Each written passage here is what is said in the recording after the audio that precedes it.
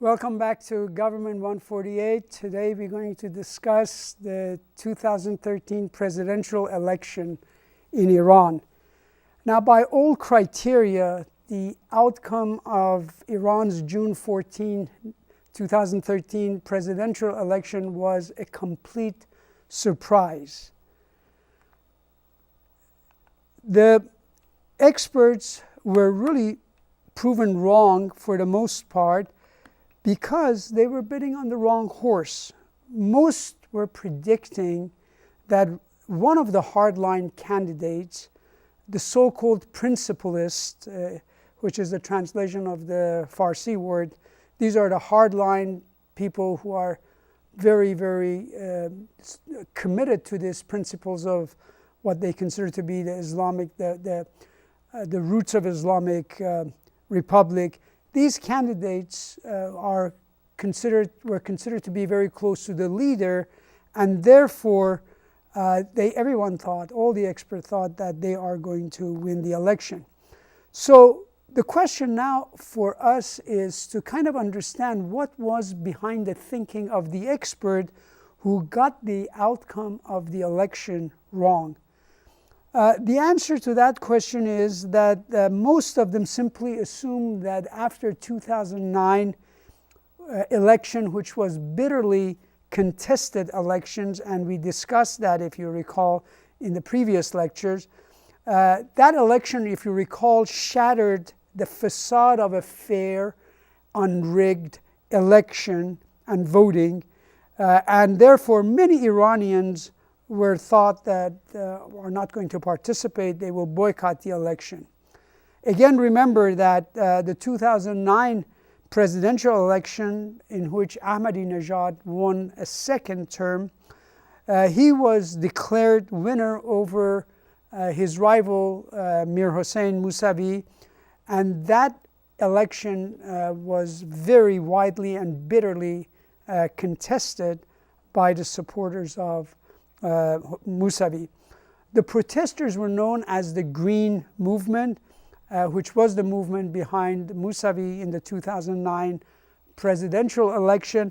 And these people, the Green Movement, really represented a very large swath of the Iranian population, especially those in the urban areas and the youth.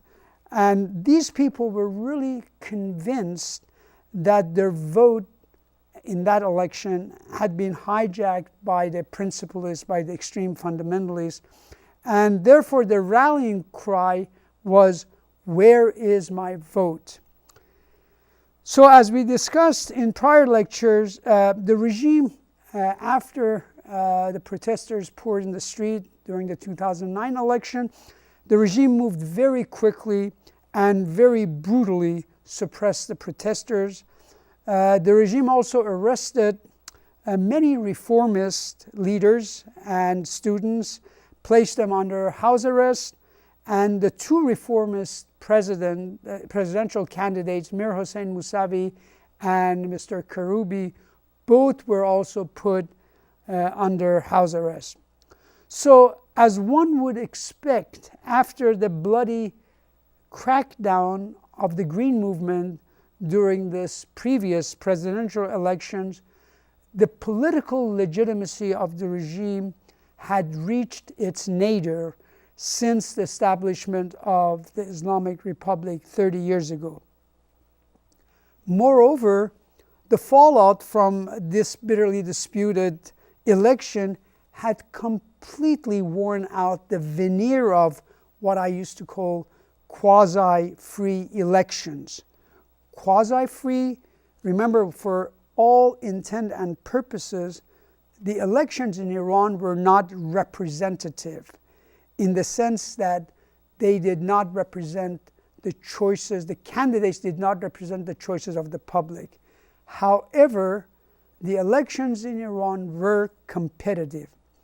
And again, remember that for all its shortcomings, up until the 2009 presidential election, Iran actually had the most competitive presidential elections after Israel and Turkey.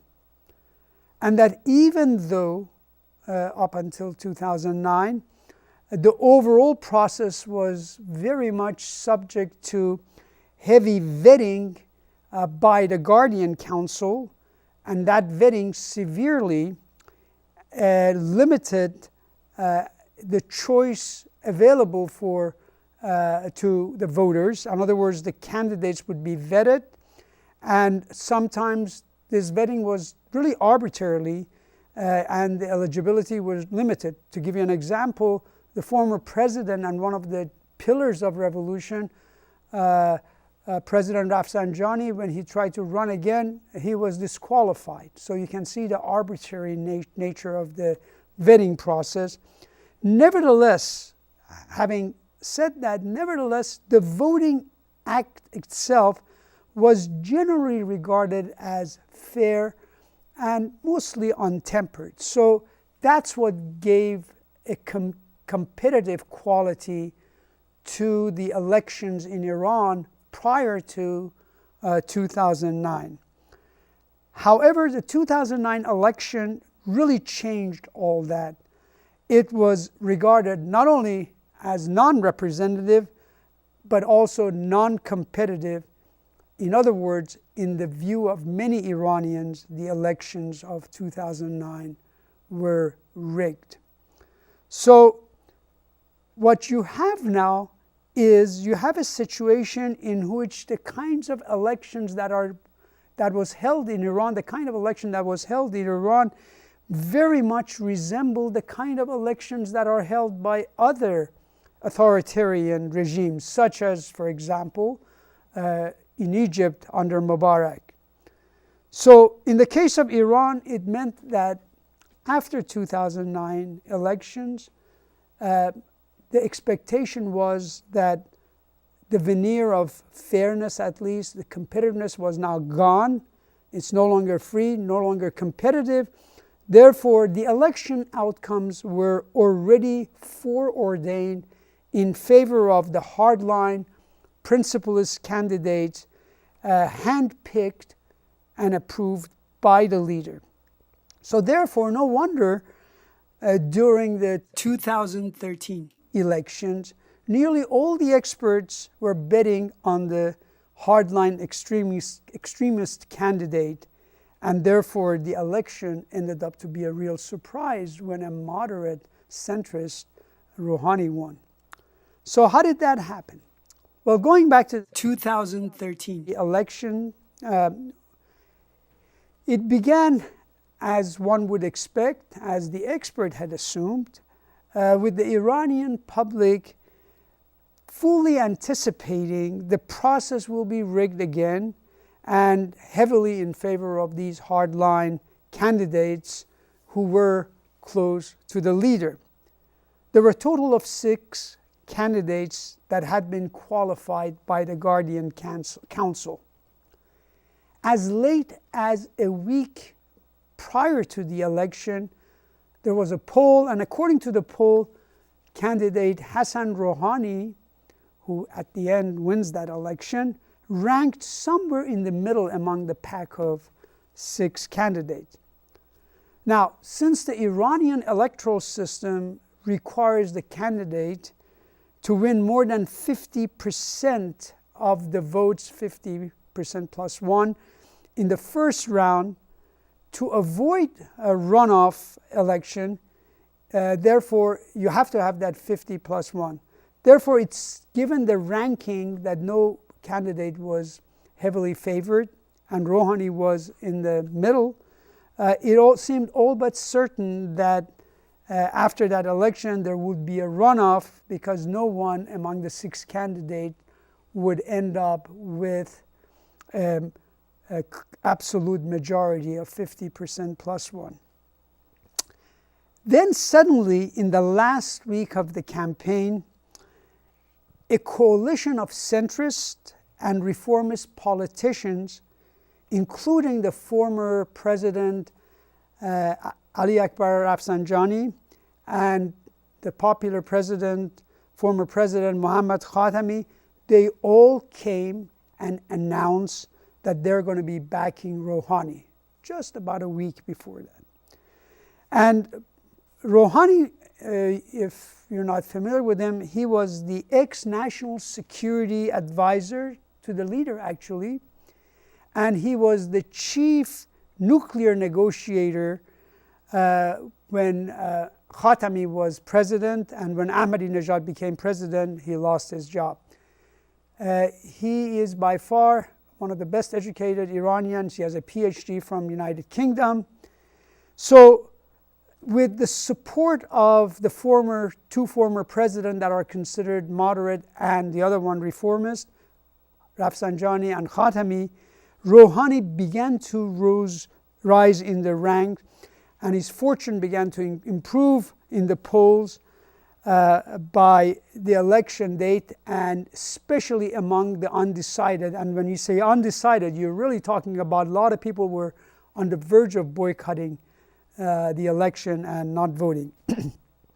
So suddenly, in the 11th hour, many skeptical voters who up to that point had really planned to either sit out or boycott the elections were once again lured back into the electoral process. And they also came back for yet another chance, giving the Islamic Republic one more chance to see if they could elect a new president who is able to make a difference. So a man who could reverse Iran's sinking economy and its suffocating political environment suddenly emerges in the persona of Hassan Rouhani. As I said, Rouhani was widely regarded as a centrist and as a moderate. He didn't have a reputation as a reformist, but by this time, really, given the past experience, they were hoping that Iran would not end up with a principalist hardliner. So his reputation as a centrist and moderate, and his campaign, as you will see, was understood by masses as a person who intends to redirect the political compass of the Islamic Republic. And his campaign slogan really captured what had been lost during the 8 years of Ahmadinejad's presidency. His campaign slogan was these three words: hope and prudence. Both of those were calculated because they represent exactly what was lost during these 8 years that Ahmadinejad had ruled Iran. Hope was gone, what had happened to Iran, isolation as a result of the sanctions, and prudence, the failure of Ahmadinejad to take into account the complexity of the world and try to kind of bully his way into political environment, global political environment. So that was the message that seemed to have worked. The election results were very interesting because the turnout was tremendous. 36 million people voted, which translated to about 72.7% of the population. And Rouhani ended up actually winning just enough to avoid the runoff. He got almost 51% of the votes, and therefore avoided the runoff. To give you an idea, the next highest vote getter was the mayor of Tehran. He was only able to get no more than 16 or 17% of the vote. Rouhani's margin of victory in nearly 2/3 of Iran's 31 provinces was higher than in the capital Tehran. So that is a pretty good indication of the widespread support for him. So his popularity was certainly not concentrated in the major cities, but also extended to other cities. And therefore, he ended up winning in all the major cities. And secondly, he received an enormous support from Iran's ethnic minorities, and that was very, very important. In some Kurdish villages in the west near the Iraqi border, he got 80 or more % of the votes. In some Baluch areas near the Pakistan border, he also got the same number, 80, 86%. So he received a huge support of the ethnic group, and this had a lot to do with one of his campaign themes that showed a lot of tolerance, a lot of inclusion, and he kept talking about the importance of ethnic pluralism in Iran, and it certainly handsomely paid off for him. Now, what is really fascinating is this. Rouhani was the only cleric, Zamullah, with a PhD, of course, who was running. The other 5 candidates were all layperson. So you would expect that in the major seminary center of Shiite Islam, the city of Qom, this is really the center of learning, you would expect the cleric would get the most vote. He got no more than 38% of the vote. The non-cleric got more vote for him. So that gives you the clue that clerics viewed him with somewhat of suspicious. Remember, the Shiite is a very conservative center, and he was perceived as moderate and centrist. So the cleric doesn't really earn the vote, doesn't win the majority in the holy city of Qom, the center of Islamic, Shiite Islamic teaching. Now, if his victory marked the return of the clerics to power, as some American analysts tweeted after the election, they should ask themselves again that question, because the theological center of Iran didn't vote for him.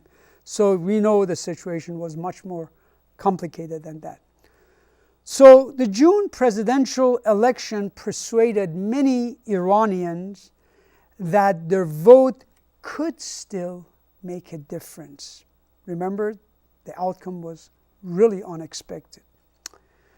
And now the question really is, what about the leader's role in this? Did the leader allow this? Did he lose control? So what was going on with the leader? I submit to you that improving the political legitimacy of the Islamic Republic, the Islamic regime, had become a major preoccupation of the supreme leader. It was rumored that some very high-ranking ayatollahs, in particular Ayatollah Mahdavi Kani, one of the founders of Islamic Republic, had warned the leader that his support for Ahmadinejad and the hardline factions in the Revolutionary Guard had really severely narrowed his base of support. And that if the leader refuses to broaden the base of support that he should have, he will soon become very isolated and will become even more dependent on the Revolutionary Guard. So it just seems that the leader also understood that his base of support had greatly eroded and the political legitimacy of regime was in danger. And all of that happened because the competitive element that existed in prior election was removed, or was perceived to have been removed, at least, in the 2009 election. So to sum up, the dramatically unexpected outcome of the 2013 presidential election did go a long way to restore the status quo ante of the electoral politics that had prevailed in the Islamic Republic prior to 2009 election debacle. So once again, elections were regarded competitive, if not representative, and therefore we go back to the quasi-free elections that I mentioned to you.